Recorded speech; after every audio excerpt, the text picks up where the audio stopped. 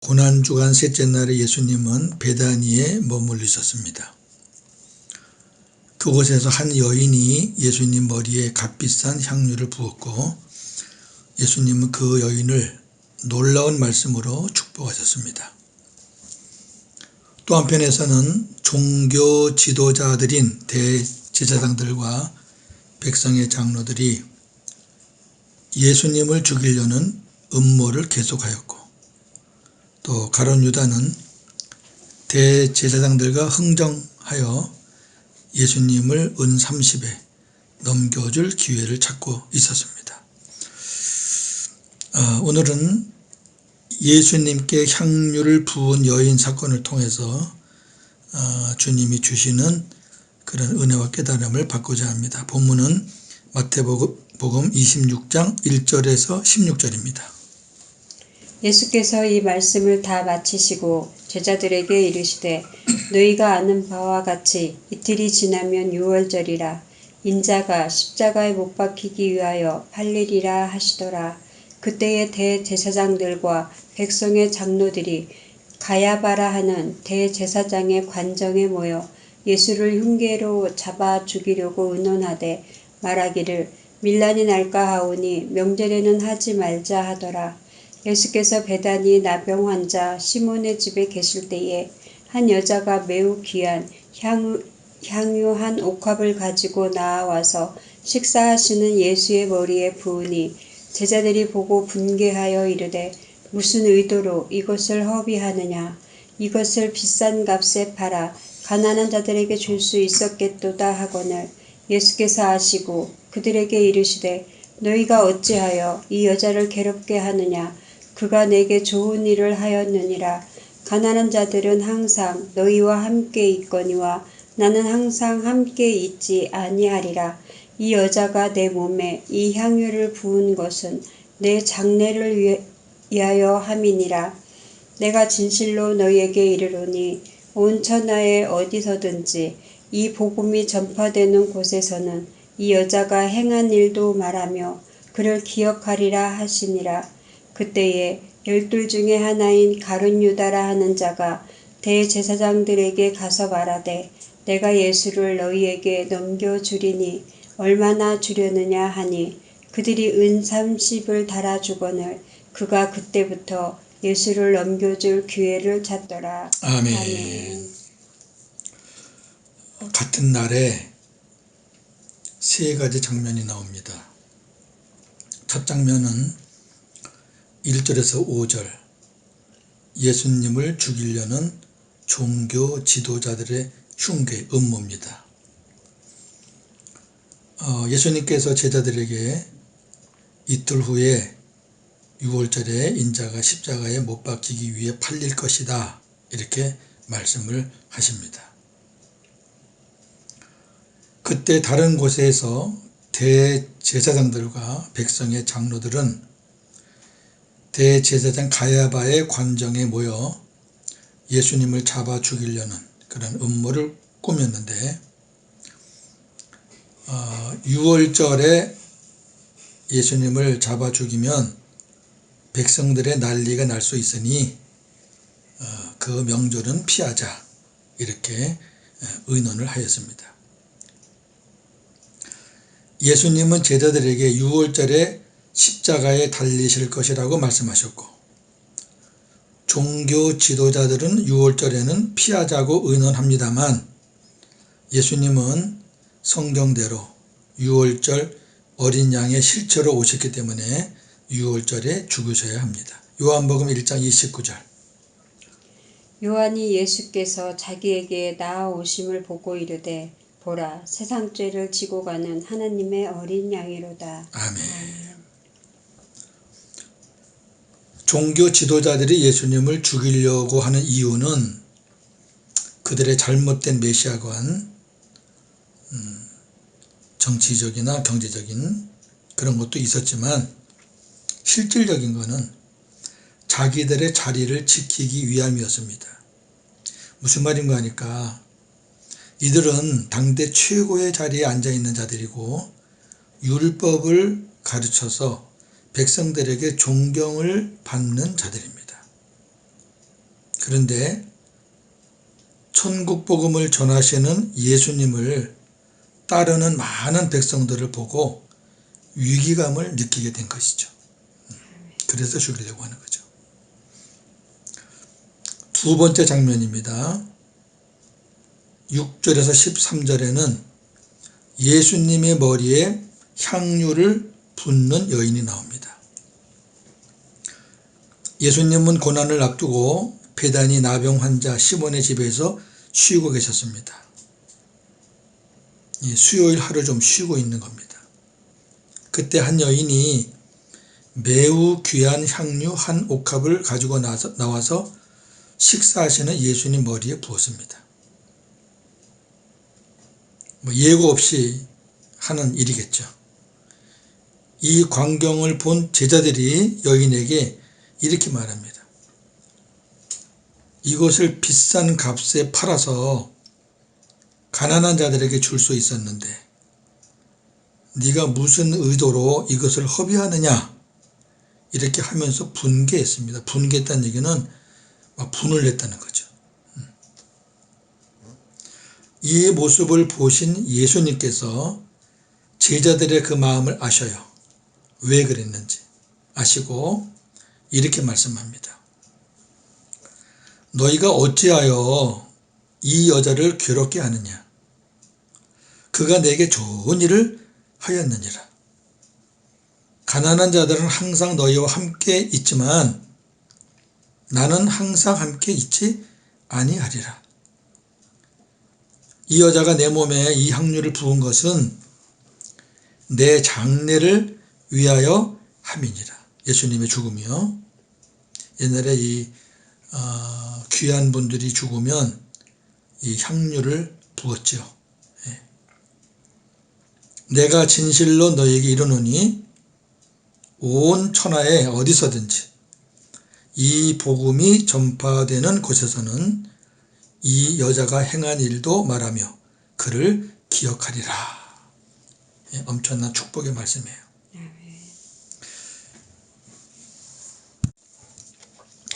자, 우리 여기서 요한복음 12장 말씀을 좀 보겠는데요.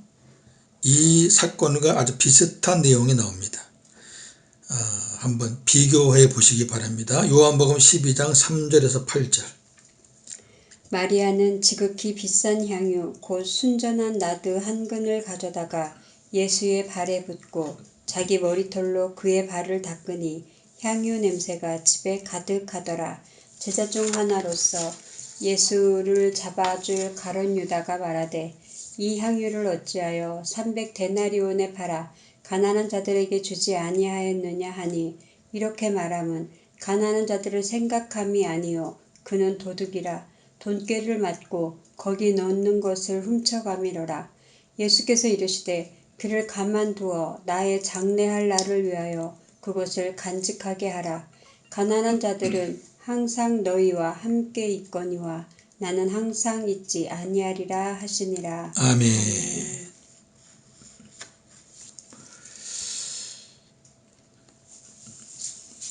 성경학자들은 오늘 이 마태복음 사건과 또 지금 읽은 요한복음 사건이 같은 사건이라고도 하고 다른 사건이라고도 합니다. 같은 거는 장소가 베다니의 집이라는 거예요. 그리고 비싼 향유를 예수님께 부었다는 거고요. 그리고 예수님이 말씀하신 내용이 같습니다. 다른 점은 일어난 시간이 달라요. 마태복음은 6월절 이틀 전이고 요한복음은 6월절 6일 전이라고 나와 있고요. 마태복음에는 여인의 이름이 없고요. 요한복음에는 여인의 이름이 마리아라고 나와 있습니다. 이 마리아는 성경에 아주 예수님과 가까운 그런 여인이었죠. 아주 헌신의 여인이었습니다. 또 마태복음에서는 제자들이 분개했어요. 왜 허비하느냐. 상당히 거친 말이죠.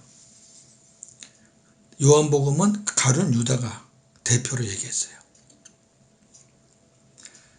자, 이 두 사건을 종합해서 말씀을 드리겠습니다. 같은 사건이든 다른 사건이든 그게 중요한 게 아닙니다. 같이 묶으면 세 가지 교훈이 나옵니다. 첫째, 향유 한 옥합의 가격은 300데나리온입니다. 그 당시에 하루 노동자 품삯이 한 데나리온이었다면 얼마나 비싼 물건입니까? 일당을 10만원 잡으면 3천만원이고 5만원만 잡아도 1,500만원입니다. 당시 여인들이 결혼할 때 가져가는 품목 중에 제일 귀한 거라고 그렇게 기록되어 있습니다. 여인이 혹은 마리아가 이 비싼 향유를 아까워하지 않고 예수님께 부었다는 것은 이 여인이 얼마나 예수님을 사랑했는가를 볼 수 있습니다. 이게 첫 번째 우리가 볼 거고요. 두 번째, 여인의 행동을 본 제자들이, 또 요한복음에서는 가룟 유다가 분개했습니다. 분개한 건 똑같아요. 한쪽은 그 비싼 향유를 허비하지 말고 팔아서 가난한 자들에게 나누어 주면, 구제하면 얼마나 좋았겠느냐. 어찌 보면 그들의 분개가 일리가 있는 듯해요. 그렇잖아요. 주변에 가난한 자들이 많은데 그거 팔아서 나누면 좋잖아요. 틀린 말은 아닌데 문제는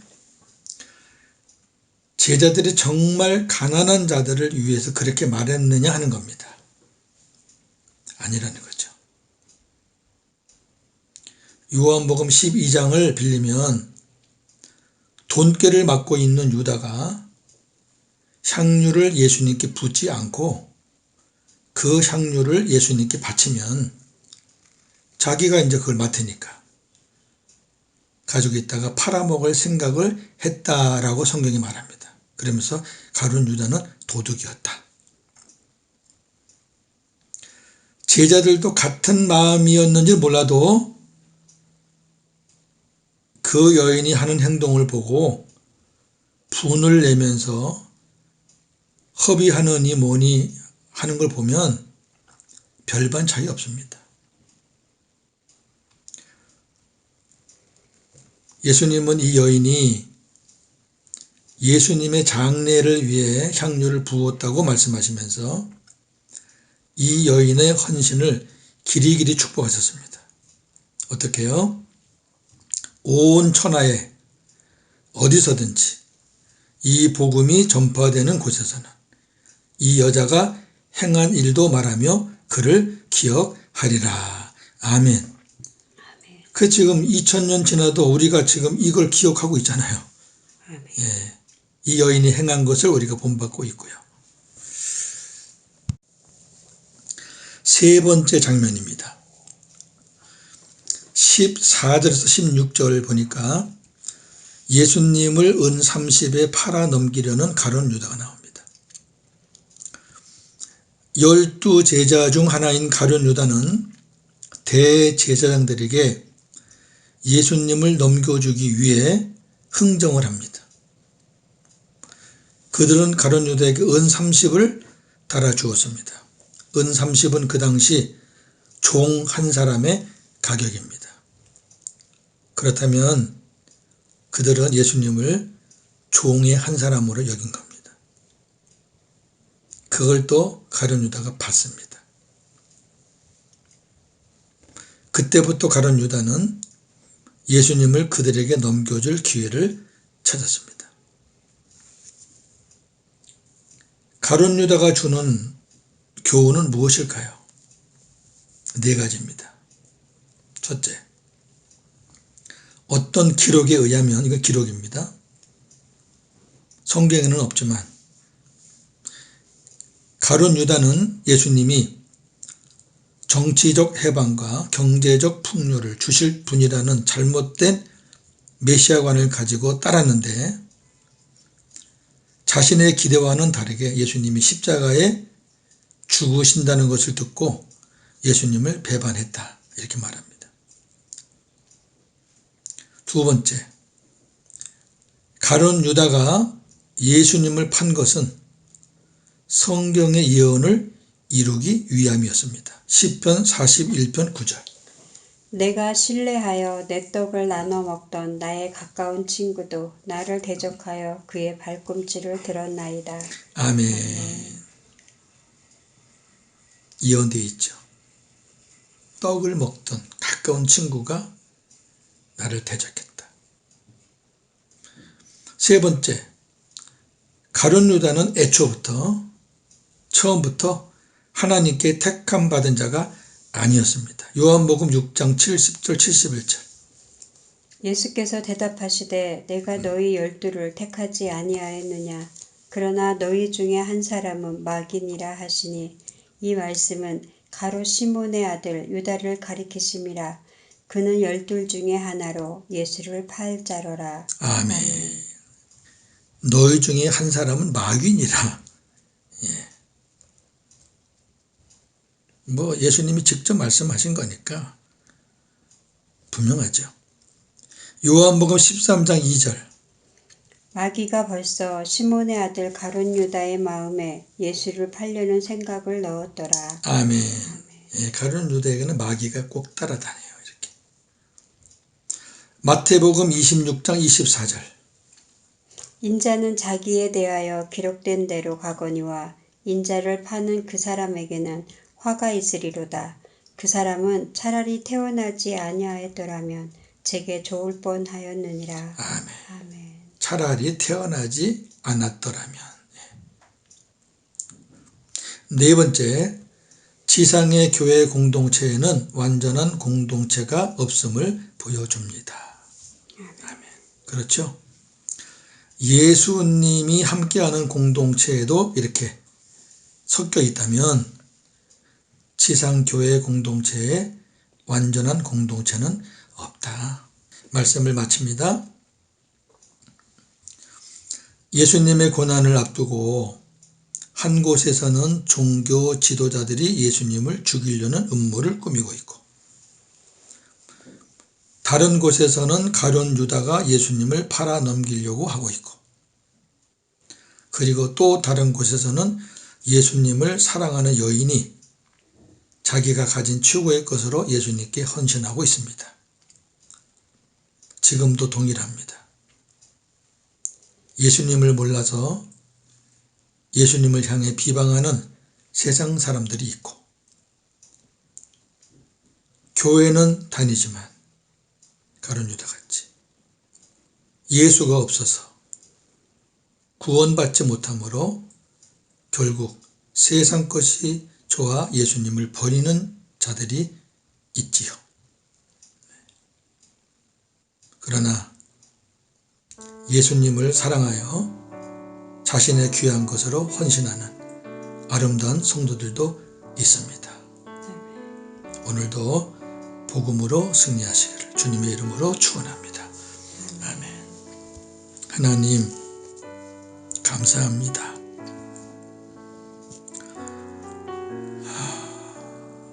주님이 고난을 앞두고 베다니에서 쉬고 계실 때 한 여인이, 마리아인지 다른 여인인지는 몰라도 한 여인이 예수님에게 향료를 부었습니다. 예수님은 이 여인이 나의 장례를 준비하는 것이다, 이렇게 말했습니다.